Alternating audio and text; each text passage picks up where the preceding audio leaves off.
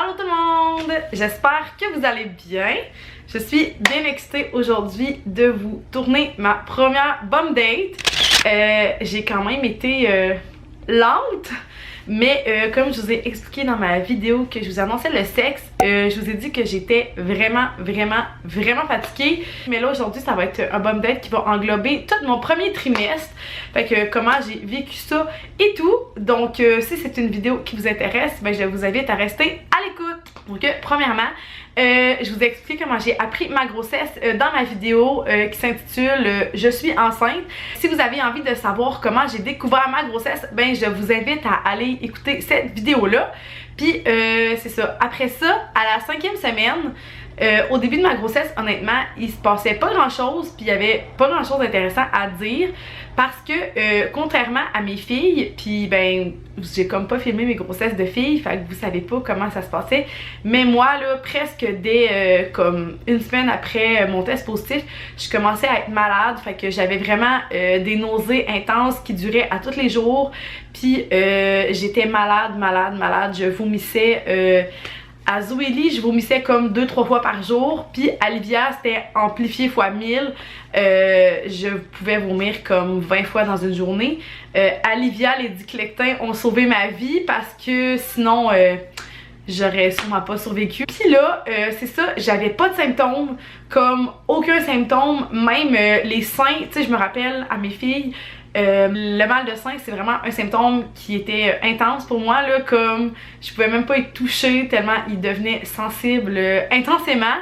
Puis là, encore une fois, étonnamment, j'avais pas mal au sein, fait que j'étais quand même stressée, on dirait que je me sentais pas enceinte. À la 5e semaine là, c'est ça, j'avais zéro symptômes. J'étais pas stressée, en fait j'étais stressée parce que j'étais pas malade, puis j'avais pas mal au sein, fait que j'attendais comme à chaque jour, je me disais ah ben tu sais ça va commencer demain, ah ben après demain, puis là à un moment donné je me disais ah ben tu sais peut-être plus à la semaine 6, 7, tu sais j'attendais vraiment impatiemment l'arrivée de mes symptômes. Puis oui c'est le fun une grossesse que t'as pas vraiment de symptômes comme ceux-là, parce qu'on se le cachera pas là. Être malade puis pas bien filé, c'est pas ce que de plus le fun dans la vie, mais malgré ça c'est quand même un symptôme rassurant parce que tu sais on se dit le bébé il est bien là, tu sais les hormones sont dans le tapis, comme on peut pas passer à côté. Puis là ben quand t'as pas de symptômes, c'est ça, c'est comme l'inverse là, genre est-ce que je suis vraiment enceinte. Puis au début oui, vers mettons 6 semaines là, je vous dirais, j'ai commencé à être fatiguée, comme la fatigue m'a frappée en plein fouet. C'était vraiment assez intense là, honnêtement là, j'y repense puis je sais même pas comment j'ai fait pour passer au travers. Fait que c'est cette partie là que j'ai trouvé le plus dur pour vrai, parce que je me trouvais plate même avec les enfants, on dirait, tu sais on voulait faire des activités mais ça me le tentait pas, je voulais comme juste tout le temps dormir, pour vrai là, c'était intense, j'avais vraiment hâte que ça parte. Puis vers 11-12 semaines je vous dirais que c'est parti, puis là je revis, je me sens revivre parce que c'est ça, c'est quand même assez particulier. Puis tu sais quand t'as pas d'enfant, t'es fatigué, tu dors, tu te reposes, mais quand t'en as 2 à t'occuper, c'est comme une autre game, puis t'as pas le choix, tu sais, les enfants, faut qu'ils mangent, faut que la routine continue quand même. Fait que c'est ça, j'avais aucun autre symptôme que la grande fatigue, puis à un moment donné, ça commence à te jouer dans la tête, tu te dis, tu sais, je suis vraiment enceinte, ben moi en tout cas là, ça me jouait dans la tête. Je sais pas pour les autres filles qui ont pas de symptômes, mais je me disais, je suis vraiment enceinte, tu sais, je suis dans ma tête que je suis fatiguée, ou tu sais, je suis en train de faire une mononucléose, puis genre, c'est comme un addon que je suis crissement fatiguée parce que j'ai aucun autre symptôme. Puis là, c'est ça. À la semaine 8, j'ai eu rendez-vous avec mon médecin. C'est la même qui a fait mon suivi à Zoélie puis à Livia. Puis honnêtement, je suis vraiment chanceuse. C'est une médecin en or que je n'échangerais pour rien au monde. Tellement humaine, tellement compréhensive, tu sais. Puis elle est quand même pas stressante.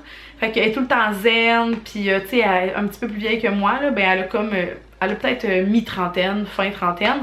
Fait que tu sais, quand même, c'est fun aussi une femme. Je trouve que ça nous comprend mieux, si je peux dire ça de même. Tu sais, un homme, des fois, ben, je vais pas rien dire de méchant contre les gynécologues hommes.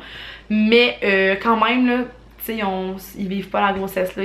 des fois peut-être certaines choses qu'ils comprennent moins qu'une femme qui l'a vécu peut comprendre. Fait que tu sais, moi je suis chanceuse, là, mon médecin elle a eu 2 enfants, puis c'est ça, elle comprend tout à fait la grossesse. Fait que quand on a des questionnements, je suis tout le temps à l'aise de lui en parler, puis c'est ça, tu sais, elle est tout le temps de bonne humeur puis rassurante là, tu sais. Moi je suis un peu gênée dans la vie, mais je pense que je vous le dis des fois, là, ça paraît pas tout le temps parce que je fais des vidéos, mais oui, je suis quand même gênée. Fait que quelqu'un, tu sais, j'aurais pas été à l'aise nécessairement, je pense, d'avoir eu un gynécologue homme.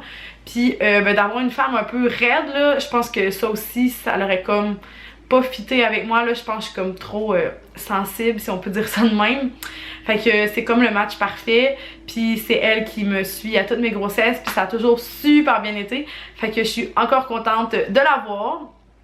Là par contre, ça a bien été au rendez-vous, mais on n'a pas entendu le cœur, bien évidemment, parce que 8 semaines c'est quand même tôt, là, tu sais. Je me rappelle à Livia, on l'avait pas entendu à comme 10 semaines et demie, fait que, tu sais, là, je m'attendais pas à ce qu'on l'entende, puis même elle non plus, là, a dit on le fait, tu sais, juste pour le fun qu'on l'entendrait, mais était comme ça m'étonnerait qu'on l'entende. Puis finalement on l'a pas entendu, mais là, elle, ce qui l'inquiétait, premièrement, j'étais un petit peu irrégulière avant de tomber enceinte. Fait que, mais tu sais, elle avait pas de doute que j'étais enceinte, là, tu sais, test de grossesse positif et tout. Mais là, elle était comme, on n'est pas trop sûr de ta date d'accouchement, parce que, tu sais, j'avais des cycles qui variaient de 14 à comme 30 jours. Fait que là, elle était comme, ça peut jouer 2 semaines, tu sais, t'as 2 semaines de plus, 2 semaines de moins. Puis elle, ça l'inquiétait quand même un petit peu que j'avais pas de symptômes. Fait qu'elle m'a cédulé une échographie d'éting, que je suis repartie de mon rendez-vous un peu stressée. Mais tu sais, en même temps, j'étais quand même en confiance. Je veux dire, je touche du bois, vraiment. J'ai jamais fait de fausse couche, je suis vraiment chanceuse. Mais je pense qu'on n'est jamais à l'abri de ça, personne. Puis tu sais, dans ma famille non plus, mettons ma mère puis tout, elle a jamais fait de fausse couche. Mais quand même, là, tu sais, justement, on n'est jamais à l'abri, personne de tout ça. Fait que c'est pour ça que j'étais contente qu'elle me cédule une échographie. Puis elle m'a dit, j'envoie la requête, puis dans le fond, ils vont t'appeler. Donc c'est ça, à la semaine 9, j'ai eu l'appel et j'ai eu mon échographie. Fait que gros soulagement, vraiment, tout est beau, tout est ok, le bébé est en parfaite santé, est à bonne place, les bonnes mesures. Moi, selon mes calculs, j'étais à ma date d'accouchement, c'était comme le 17 juin. Eux, il y avait 2 jours de décalage avec moi, fait que eux, ils me devançaient de 2 jours. Mais mon médecin, puis même la gynécologue, pas la gynécologue, la radiologiste, m'a expliqué que quand que c'est moins de 5 jours l'écart, que ce soit plus tôt ou plus tard, dans le fond, quand l'écart est de moins de 5 jours, on garde la date initiale avec les dates de menstruation. Parce que elle dit, tu sais, la technologie, oui, c'est super précis, mais elle dit quand même, quand il y a une différence de moins de 5 jours, on garde la date initiale. Fait que ça m'aurait donné, mettons, que j'aurais été due le 15 juin, mais elle a dit, on garde ta date initiale, dans le fond, qui est le 17 juin. Puis c'est ça, tout était beau, fait que je vais vous prendre 2 petites secondes pour vous montrer mon petit baby. Donc voilà le petit bébé. La journée de l'échographie, bon, je vais revenir en focus. La journée de l'échographie, ça me donnait 9 semaines et 4 jours. Fait que voilà à quoi ressemble un petit bébé. On était vraiment contents, ils l'ont trouvé super rapidement. Puis une belle grossesse dans le fond qui se passait bien. Puis quand j'ai revu mon médecin, là, elle m'a dit t'es juste vraiment chanceuse de pas avoir de symptômes. Puis elle était comme super contente que tout soit beau, puis que c'est ça, tout soit numéro 1. À la semaine 10, j'ai commencé à avoir un symptôme, par exemple, que j'avais eu à Livia, mais que j'avais eu beaucoup plus tard. J'ai commencé à avoir des brûlements d'estomac assez intenses. C'était assez désagréable, merci. J'en ai eu à Livia, mais vraiment comme à partir de 30 semaines. Là. À chaque soir, il fallait vraiment que je fasse attention à ce que je mange parce que pour vrai, c'était intense. Là. Je prenais des Tums puis des Gaviscon. Je venais pas à bout de mes brûlements d'estomac, puis finalement j'étais allée à la pharmacie parce que je revoyais pas mon médecin avant comme 12 semaines. Puis là elle m'a prescrit de l'Ormoprazole, je sais pas si je le dis bien, désolée. C'est comme un médicament à prendre le matin, puis dans le fond pour plus tard dans la journée. Je suis vraiment pas fan de prendre des médicaments, vous le savez, puis encore moins enceinte. On dirait que j'ai comme tout le temps peur que ça ait des effets négatifs sur le bébé, même si la pharmacienne que j'ai consulté, je lui fais totalement confiance. Mais quand même, j'aime pas ça. Puis vers 12 semaines, là, ça l'a arrêté. Fait que, encore une fois, je touche du bois. Mais pour l'instant, il n'y a plus de brûlement d'estomac. Puis je suis vraiment contente parce que pour vrai, c'était assez désagréable, merci. Ensuite, dans la 10e semaine aussi, c'est là que j'avais mon rendez-vous. C'est ça, j'ai vu que Karine elle faisait faire son dépistage prénatal chez Prénato. Fait que j'ai comme visité leur site internet et tout. J'ai trouvé ça super intéressant. Puis dans le fond, tu sais, il y a plusieurs cliniques. Fait que moi, je suis allée à Québec. C'était la clinique la plus près de chez moi. Puis, dans le fond, c'était à la 10e semaine. Fait que dès le début de ma grossesse, j'avais déjà téléphoné. Puis j'avais un rendez-vous de cédulé. Donc, moi, je suis chanceuse. C'est comme 540, 560. Je pourrais plus vous dire le montant exact, là. Mais bientôt, mon loup, j'achève, ok? Ok. Tu peux continuer à jouer avec ta poupée. Papa, il va bientôt arriver aussi. Bon, excusez-moi. Zoé est venue m'interrompre parce que j'ai mis un petit film puis elle joue avec ses poupées pendant que Oli est partie sur la ferme avec Livia pour qu'elle fasse son dodo. Puis là, j'ai dit, maman va filmer sa vidéo. Puis elle est venue me voir. Fait que je vous disais que de mémoire, là, ça l'a coûté 560 peut-être. Moi, je suis vraiment chanceuse parce que mon assurance, en fait, notre assurance collective, couvrait à 100% le dépistage. Fait que, tu sais, je sais que plusieurs, des fois, ben, trouvent le prix cher, mais sachez que ça vaut la peine quand même si vous avez des assurances privées de vous informer. Moi, c'est ça, j'ai fait affaire là parce que premièrement, les délais sont vraiment rapides, le service est excellent, puis aussi que c'est le test le plus fiable à ce jour, dans le fond en ce moment, c'est le test le plus fiable et le plus précis, fait que je pense qu'on n'a rien de mieux sur le marché que ce test-là. Puis, c'est ça, le service, quand je me suis rendue là, a été impeccable. Le personnel a été tellement gentil avec nous. Tu sais, moi, mon conjoint, on n'avait jamais fait affaire là. On avait comme rendez-vous à 10h30, là, si je me trompe pas. Puis, la fille est comme arrivée à 10h31. Puis là, elle est venue nous voir, puis elle nous a comme appelé dans la salle. Puis en arrivant, elle était comme, je m'excuse pour mon retard. Là, on était comme, ben, t'as pas vraiment de retard, là. Elle était comme, ben oui, là, d'habitude, je suis plus à jour dans mes rendez-vous, mais tu sais, j'étais comme, my god, t'as comme 1 minute de retard, là. On s'entend que quand tu vas dans les hôpitaux, puis publics et tout, on s'entend que tu peux attendre pas mal plus longtemps.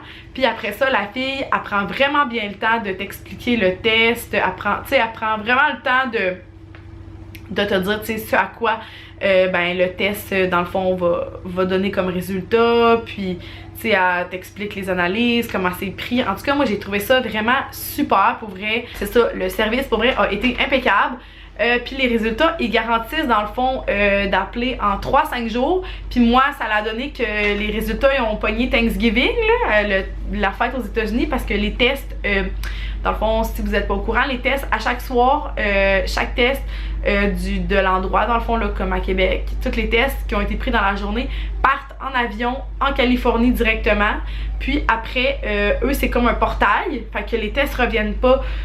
Quand les tests sont analysés là-bas, les résultats sont entrés dans le portail. Puis c'est ça, moi j'ai pogné Thanksgiving. Fait que ça pouvait un petit peu décaler le retard. Mais de mémoire, j'ai fait le test le jeudi.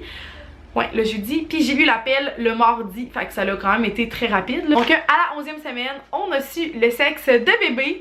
Donc je suis bien excitée, puis j'ai bien hâte de vous l'annoncer. On a su le sexe, les résultats étaient tous beaux. Fait que quand elle m'a appelé, elle m'a dit qu'elle avait des bonnes nouvelles pour moi. Tout d'abord, et le plus important, c'est que le bébé était en pleine santé et qu'il n'y avait aucune anomalie qui avait été détectée. Fait que ça, c'est super rassurant. Puis c'est le fun aussi ben, de le savoir tôt puis d'être sûr, tu sais, c'est pas t'as une chance sûre, tu sais, non, c'est comme tout est beau puis ton bébé est en bonne santé. Puis vers la fin de la 11e et 12e semaine, les symptômes ont commencé à partir graduellement, alléluia. Donc en fait les symptômes, je dirais le symptôme, la fatigue a commencé à partir, fait que j'ai retrouvé mon énergie et ma joie de vivre. Puis j'étais vraiment contente parce que honnêtement, je commençais à être vraiment tannée. Puis là, ben j'en suis là, fait que à date, je peux dire que j'ai vraiment une belle grossesse. En fait, je suis quand même choyée par la vie. Vous savez, je tombe quand même enceinte facilement. Puis j'ai jamais eu des grossesses difficiles. Oui, à mes 2 premières grossesses, j'étais malade. Mais quand même, là, même si j'étais malade, après, puis même quand c'est contrôlé avec le Ducletin, je considère que j'ai des belles grossesses parce que je suis en forme, que je continue de souhaiter que ça se poursuive comme ça. Mais là, pour l'instant, tout se passe bien. Puis là, ça fait déjà beaucoup trop longtemps que je vous parle. La vidéo va durer vraiment longtemps. Mais me semble que j'avais beaucoup de blabla à vous faire là, pour ce premier bump date là. Donc voilà, j'espère que vous avez aimé la vidéo. N'hésitez pas à mettre un pouce en l'air, vous abonner si c'est pas déjà fait. Puis nous, ben, on se revoit dans une prochaine vidéo. Bye tout le monde! Ah, puis j'oubliais, je vais vous montrer ma bédaine. Donc voilà ma bédaine. Sachez que quand même, c'est pas tout à fait réaliste du jour parce que j'ai quand même plus que 12 semaines, là. J'ai 14 semaines. Fait que j'ai quand même un petit peu plus de fêtes. Fait que c'est... Puis ça me semble que ça l'a poussé beaucoup là cette semaine. Mais quand même, c'est pas non plus... Quand je me regarde, je trouve pas que c'est si apparent que ça. Je peux vous montrer sans mes leggings. Je suis déjà en leggings de maternité parce que c'est ô combien plus confortable. Fait que si je descends quand même bas là, vous pouvez voir que... Ben, j'ai dit à mon chum cette semaine que j'étais à l'étape de la grossesse où j'ai juste l'air grosse. Tu sais, c'est pas encore vraiment une bedaine de femme enceinte très évidente. Et il a dit, t'as bien raison. Fait que voilà la petite bédaine.